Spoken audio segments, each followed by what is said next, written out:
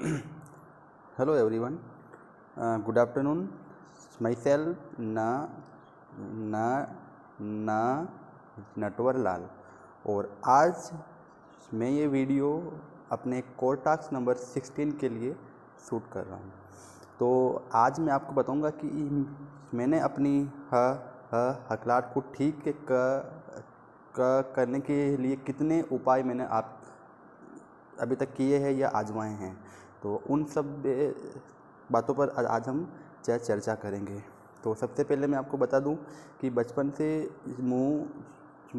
मुझे एक बात हमेशा सुनने को मिली है कि अभी आप छोटे हो, जैसे जैसे आप बड़े होंगे आपकी हकलाहट दूर हो जाएगी, या आप जो है आप में समझ पैदा होगी तो हकलाहट भी दूर हो जाएगी। क्योंकि मेरे फादर भी जो है वो स्टैमर करते हैं, और मेरे पापा जो है हमेशा ही मेरी हकलाहट को लेकर बहुत से चिंतित रहे हैं। और अब हम बात करेंगे कि मैंने कौन कौन से उपाय मैंने अभी तक किए हैं। तो मैंने जो है शंख जो होता है, तो मैंने शंख का पानी पिया है। शंख का मैंने खूब पानी पिया है। रात को जो है शंख को पानी से भरकर ढक के देता था, और सुबह उठते ही वो पानी आपको पीना होता है। बिना बरस की आपको वो पानी पीना होता है। फिर जो है मैंने खूब आंवला खाए। जो आंवले आते हैं ना मार्केट में, सब्जी मंडी में मिलते हैं आंवला, बहुत ही कड़वे होते हैं। वो मैंने कच्चे आंवले खूब खाए हैं। किसी ने कहा कि आपकी जीभ जो है वो हाँ नो नो नॉर्मल से बड़ी है, या हाँ, मोटी है आपकी जीभ, तो उसकी वजह से जो है आपको ब्लॉक आते हैं। तो मैंने कच्चे आंवले भी खूब खाए हैं। और शंख जो है मैंने पानी तो पिया है, शंख को खूब बजाया भी है मैंने, खूब शंख को बजाया है मैंने। तो किसी ने कहा कि जो है ध्वनि तंत्र जो है वो शंख के बजाने से ठीक हो जाता है। और फिर जो है मैंने जो आंवले आते हैं ना, सूखे आंवले, सुपारी के पाउच की तरह सूखे आंवले आते हैं, वो मैंने आंवले भी खूब खाए हैं। तो जिसने ने, ने जो जिसने ने जो मुझे उपाय बताए वो मैंने स, सारे करता गया। और उसके बाद में मैंने जो है यहाँ हमारे राजस्थान में एक बड़ा मंदिर है रामदेव जी का, जैसलमेर में है, बहुत प्रसिद्ध है, रामदेवरा कहते हैं उसे। तो वहाँ पर मैं मैं मैंने जो है मन्नत मांगी थी कि अगर मेरी आवाज़ ठीक हो जाएगी तो मैं आपके आपके द्वार पे आऊँगा चा चा चांदी की जीप लेके। तो वो भी मैंने किया है। और मैंने होम्योपैथिक में टी ट्रीटमेंट लिया है, होम्योपैथिक का ट्रीटमेंट लिया है। और फिर जो आयुर्वेदिक में मेरा सबसे ज़्यादा भरोसा रहा है। तो आयुर्वेदिक में मैं काफ़ी लंबे समय तक जुड़ा रहा। उसमें जो जड़ी बूटी आती है, जैसे अकलकर आता है, अकलकर आता है एक पेड़ की जड़ होती है, जड़ के जैसा ही होता है। तो मैंने वो अकलकरा जो है अपने मुंह में रखना होता है, पूरे पूरे दिन रखना होता है। तो वो भी मैंने जो है साल 2 साल 3 साल तक मैंने वो है जड़ को मुंह में रखा हूँ। और उसके बाद में आगे बढ़े तो एलोपैथिक में जो है आपने भी कई बार पढ़ा होगा कि अखबार में एक कॉलम आता है कई बार, तो उसमें वो बीमारियां जो होती है उसके जो है एक्सपर्ट उत्तर देता है कि आपको जो है इस बीमारी में ये करना चाहिए। तो वहाँ पर मेरे पापा ने पढ़ा था कि हकलाहट के लिए जो है वॉइस सिरप नाम की एक दवाई आती है। तो फिर हाँ, हमें ऐसा लगा कि इससे भी कुछ हो सकता है। तो मैंने 3 साल लगातार वो दवाई मैंने पी है। और फिर जो है व्रत किए हैं मैंने, खूब सारे व्रत किए हैं।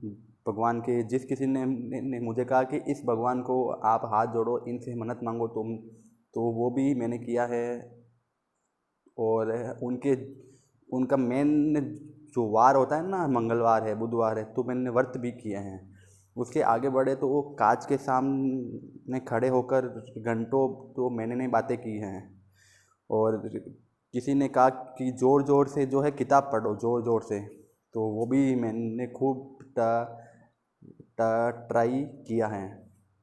और एक मैं गांव से बिलोंग करता हूँ, तो गांव में हमेशा से एक ऐसी परंपरा बनी होती है कि देव धाम है, तो वहाँ पे उनका थोड़ा मानना होता है कि आपको जो है किसी किसी भगवान की कोई मन्नत थी, वो अधूरी रह गई, तो आप आपको जो श्राप मिला है या उसकी वजह से, तो तो आपको जो है भगवान का दो